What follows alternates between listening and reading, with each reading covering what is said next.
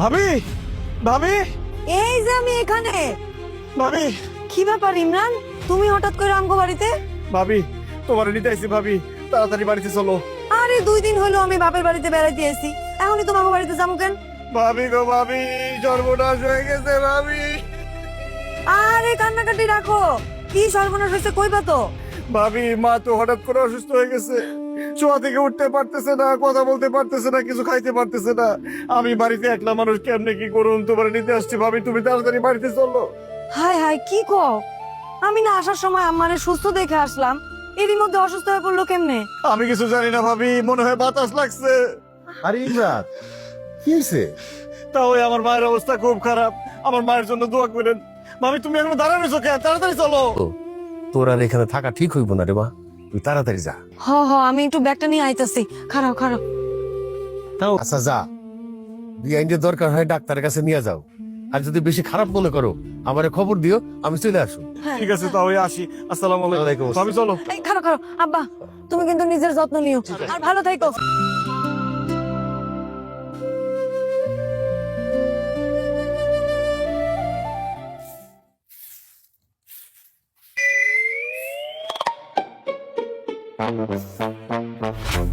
দেখে কি অসুস্থ মনে হইতেছে? আরে আল্লাহর রহমতে আমি পুরাপুরি ঠিক আছি। কি হইতেছে দেখি?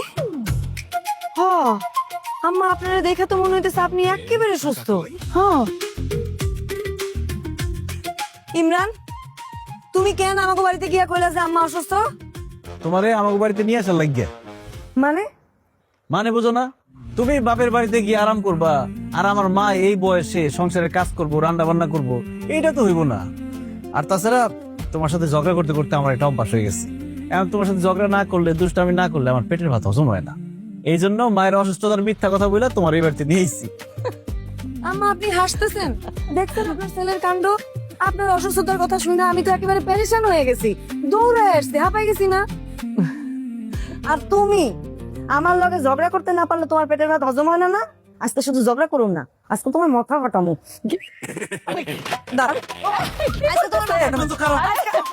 পুরুষ মানুষের নিয়ে কোনো বিশ্বাস নাই। আই তুমি কও, তোমার মনে আমি ছাড়া আর কেউ নাই? তুমি শুধু আমারে ভালোবাসো। আমি শুধু তোমার এই ভালোবাসি, আমার মনে তুমি ছাড়া কেউ নাই। যাক, কথাটা শুই না মনটা একটু হালকা হইলো।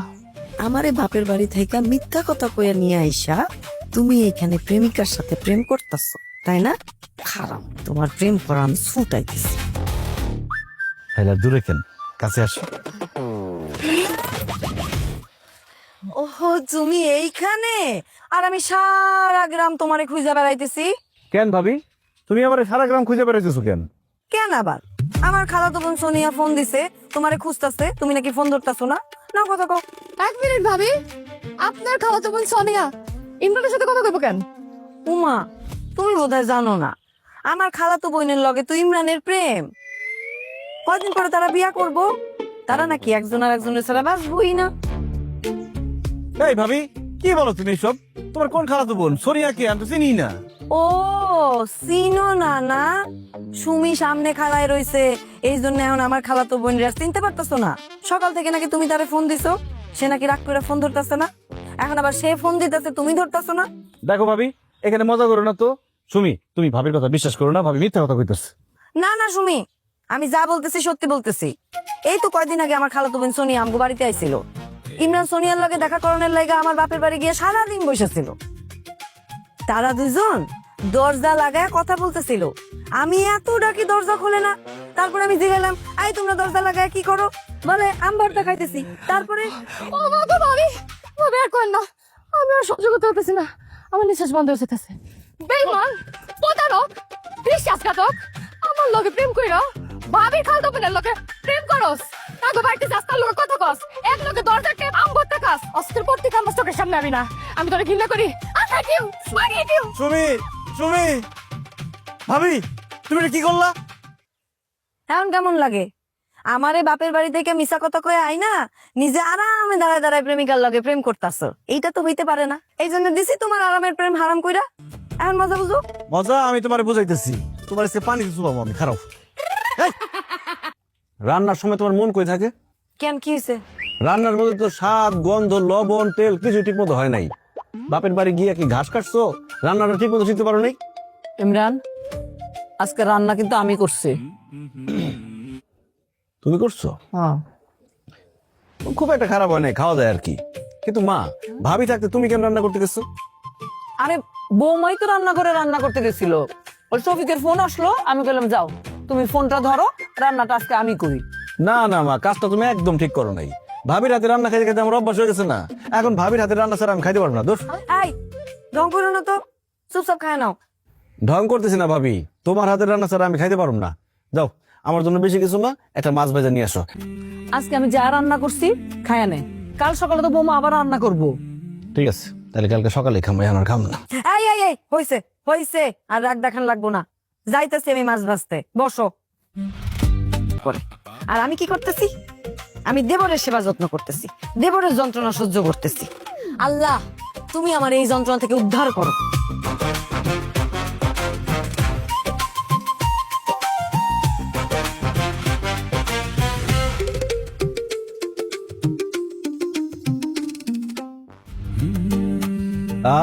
ঘ্রাণে তো পেট ভরে গেল, খাবো কি?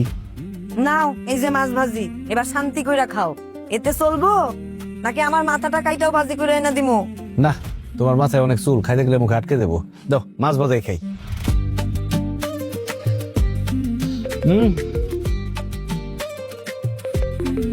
ও বৌমা, শফিকের ফোন মনে হয় আসছে, যাও যাও ধরো। গন্ধটা কি? আমারও চাইলে দেখো কিন্তু। ঠিক আছে মা, সত্যি কইতেছো? সত্যি কইতেছি। আচ্ছা শোনো, দক্ষিণ পাড়ার হাসিম কাকার কাছ থেকে জমিটা কিনছি, এই জমিটা কালকের মধ্যে রেজিস্ট্রি করানো লাগবে। মা আর ইমরান কই? ওদের সাথে এই বিষয়ে কথা বলা দরকার, ওদের ডাকো।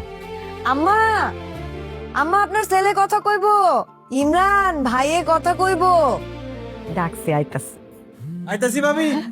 ওমা, আমার স্বামীকে ফোন করছে, দেখি দেখি দেখি। আপনি না সেটা সুন্দর সুন্দর লাগে। কাকার মনে হয় টাকার দরকার।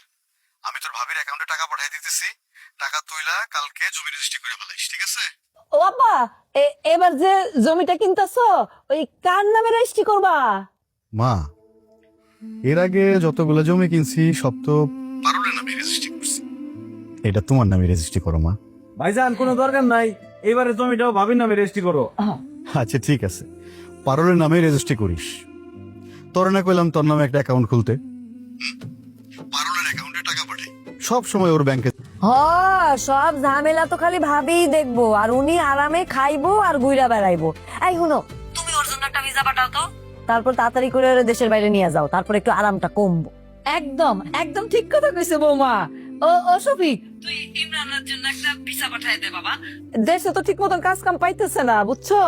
তোর এখানে এখন যাইবো, কামও করতে পারবো, তোর লগে থাকতেও পারবো, দুই ভাই এক লগে থাকবি। বিদেশে এখন কামকাজের অবস্থা আগের মতো নাই, কত মানুষ রাস্তাঘাটে ঘুরে, কামকাজ নাই, ঘুমানোর জায়গা নাই, রাস্তায় ঘুমায়। তারপরও যদি ভালো কোনো ভিসা পাই, ওরে আমি আমার কাছে নিয়ে আসবো, এটা আমার মাথায় আছে। তোমরা কালকে জমিটা রেজিস্ট্রি করার ব্যবস্থা করো, ঠিক আছে? এসব নিয়ে আর তুই কোনো চিন্তা করিস না আব্বা, আমরা সব ঠিকঠাক মতন করে দিমু। কিন্তু মুখটা শুকনো শুকনো লাগতেছে কেন? খাওয়া দাওয়া করস না? খাইছি মা। তো বোন সোনিয়া, আরে তুমি এখন ওইটা নিয়ে রাগ করে রইছো? ভাবি তো ওইদিন মিথ্যা কথা কইছে। একদম ফালতু কথা কইবা না। তোমার ভাবি কান মিথ্যা কথা কইতে যাইবো? আরে ভাবি বাপের বাড়িতে বেড়াতে গেছিল না, আমি ভাবির মিথ্যা কথা কইয়া নিয়ে আইছি, এই জন্য তোমার মিথ্যা কথা কইছে। ও আচ্ছা, সত্যি কইতাছো? সত্যি সত্যি সত্যি। আরে ভাবির তো কোনো খারাপ বইরই নাই, আমি প্রেম করুম কার লগে। তাইলে ঠিক আছে, কিন্তু মনে রাখো আমি স্যার অন্য কোনো মায়ের লোকের প্রেম তো দূরের কথা, চোখ তুলে তাকাইছো আমি তো খুন করে। হ্যালো, আসসালামু আলাইকুম। ওয়ালাইকুম আসসালাম। আপনি কি শফিকের ছোট ভাই ইমরান কইতেছেন? জি, আমি ইমরান। আপনি? আমি শফিকের লগে একসাথেই কাজ করি কুয়েতে। আমি শফিকের বন্ধু। ও, আপনি ফোন দিলেন যে? ভাইজানে কই? আপনার ভাইজান অ্যাক্সিডেন্ট করছে, আমরা এখন তাই না হসপিটাল আছি। আপনার মারে আর ভাবিরে তার লেগে দোয়া করতে হয়। না, বুকটার ভিতর কেমন ধরপড় ধরপড় করতেছে, খালি খালি লাগতেছে। আগে তো কোনোদিন এরকম লাগে নাই। শরীর খারাপ লাগতেছে মনে হয়, পানি খান। কিরে বাবা, কি হয়েছে তোর এমন লাগতেছে কেন তোরে? মা ভাইজান ভাইজান কি হয়েছে আমার শফিকের? ভাইজান নাকি সকালে কাজে যাওয়ার সময় অ্যাক্সিডেন্ট করছে। ওলা ওলা ইমরান কি করতেছস? আমি তোমার কথা বিশ্বাস করি না। তুমি কে কইছে তোমার এইসব? কি কইছে? ভাইজানের এক বন্ধু আমার ফোন দিছিল, কইলো ভাইজান কাজে যাওয়ার সময় অ্যাক্সিডেন্ট করছে। হ্যাঁ লাগে তো লাগে আমার বুকের ভিতর ধরপর বের করতেছিল। আমি বুঝতে পারছি আমার কলেজের টুকরা আমার শফিকের কোনো বিপদ হয়েছে, আমি বুঝতে পারছি। ইমরান, ইমরান তোমার ভাইরে এই মতে কল দাও, ভিডিও কল দাও। আমি তোমার ভাইরে দেখতে চাই, কথা কইতে চাই। আমি কল দাও, আমি দেখো কল দে হ্যাঁ, কল দাও। কি কই কি কই দেখ না কি কই। না না আম্মা, আম্মা ভুল হয়েছে আম্মা। ভাইজানের এই মতে তো কল ঢুকতেছে না। ওই যে ইয়ে মোবাইলে কল তাই না, মোবাইলে দে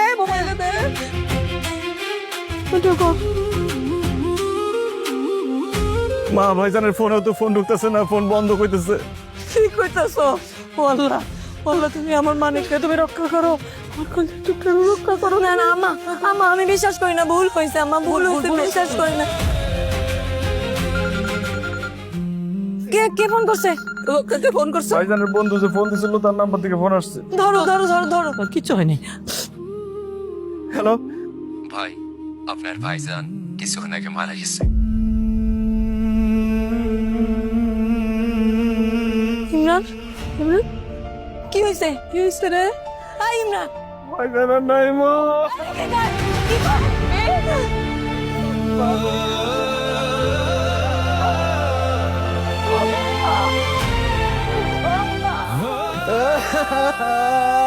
আমার ভাইজানের নাই মা। এত বড় শাস্তি কেন দিল আমারে?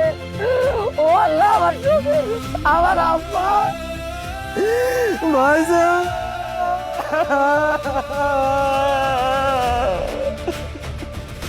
এটা কি শুনলাম?